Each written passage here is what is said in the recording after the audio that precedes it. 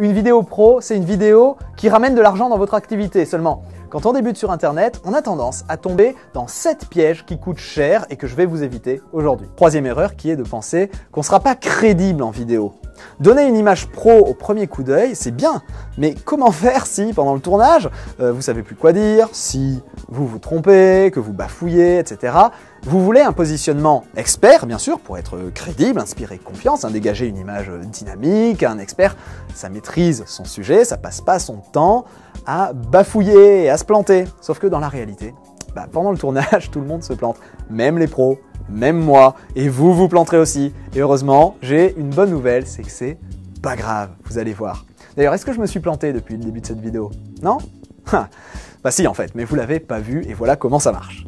Si vous faites appel à une boîte de production vidéo, typiquement, pour couvrir ces moments-là où vous êtes trompé, ils vont vous faire quelque chose comme ça. Ils vont utiliser des fondus enchaînés, comme ça, pour enlever les passages qu'on veut faire sauter au montage et aller directement au moment où on veut reprendre. Mais le problème, c'est que ça se voit, ça fait pas pro du tout. En fait, c'est comme si vous agitiez un drapeau sous le nez du visiteur en criant « Hey, regardez comment je me suis bien planté au tournage et que j'ai dû couper !» Il y a des coupes partout, vous les voyez bien les coupes? Est-ce que ça donne l'image de quelqu'un de crédible? Bah non. Heureusement, avec ma technique du montage furtif, c'est fini, vous passerez plus pour un amateur, vous allez pouvoir donner l'impression de faire tous vos tournages en une seule prise, trop facile. Parce que là encore, on va jouer un autre tour au cerveau du spectateur pour s'en tirer comme si de rien n'était. Notre système visuel, il a une grosse faille dans sa façon d'être attentif. Tiens, d'ailleurs, on va faire tout de suite un test d'attention pour vous. On va regarder une publicité canadienne. Soyez attentifs, il y a 2 équipes de basket. Essayez de compter le nombre de passes que va faire l'équipe blanche. Combien de fois est-ce que le ballon va changer de main dans l'équipe blanche? Vous êtes prêts? C'est parti. Go!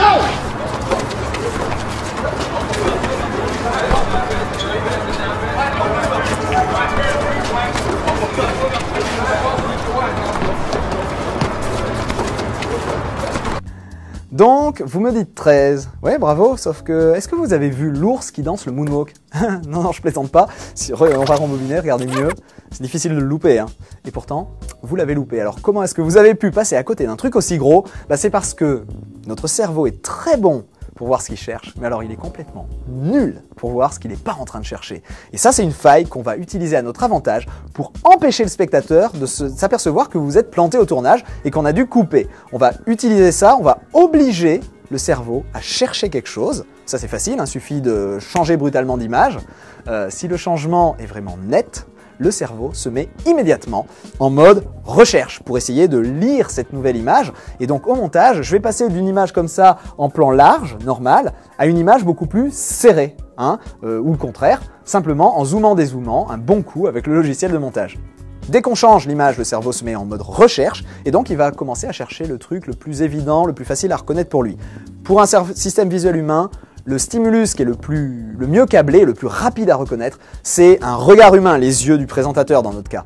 Mais pendant les quelques millisecondes où il va être en train de paniquer, de chercher quelque chose, il va passer à côté de tout ce qui a changé, comme la position des mains, des épaules, le cou, etc.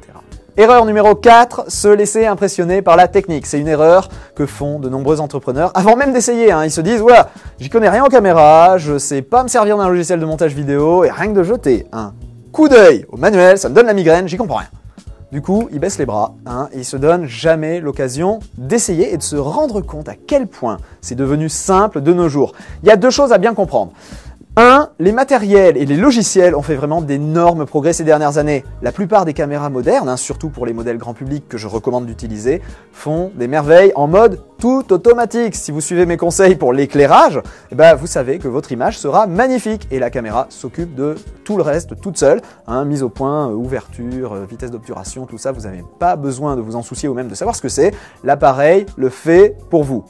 La deuxième chose, beaucoup plus importante, c'est que vous devez être parfaitement au clair sur l'objectif que vous voulez atteindre et vous devez avoir un plan à suivre pour ça.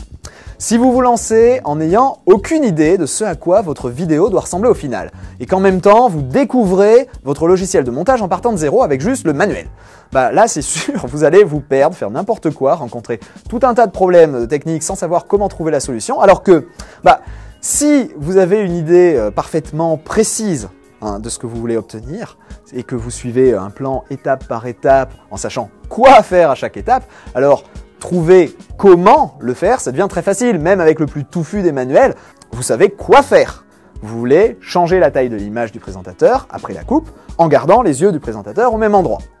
Quand on sait exactement ce qu'on veut faire, tout d'un coup ça devient beaucoup plus facile de trouver comment le faire. Parce qu'au lieu de lire tout le manuel sans savoir ce qu'on y cherche, ou de visionner un tutoriel interminable qui passerait en revue le moindre bouton, la moindre fonction du logiciel dont vous vous servirez de toute façon jamais, eh bien vous allez chercher directement une info précise. Donc ici dans le cas du montage furtif, on va chercher comment agrandir l'image, et puis on apprend comme ça uniquement les fonctions dont on a besoin pour atteindre notre objectif sans se perdre dans les possibilités, mais alors infinies, qu'offre la technique de nos jours, mais dont on n'a pas besoin. Quand on sait ce qu'on veut faire, ça va vite et c'est pas compliqué.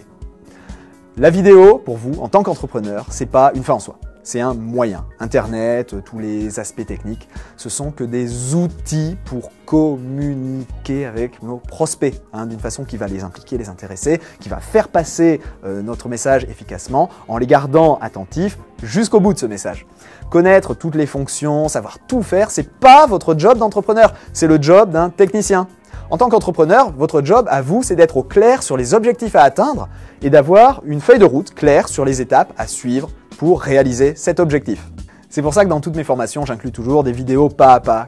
Mais comme je dis souvent, ce ne sont pas des tutoriels. Vous devez à tout prix éviter de vous surcharger la tête en tant qu'entrepreneur avec des aspects techniques dont vous n'avez pas besoin. L'important, c'est les résultats que vous pouvez obtenir et la vitesse à laquelle vous pouvez être autonome avec la vidéo pour qu'elle soit au service de votre activité en amenant une tonne de trafic sur votre site web et en créant avec vos prospects une relation naturelle, une relation de confiance basée sur la sympathie que vous dégagez par votre professionnalisme.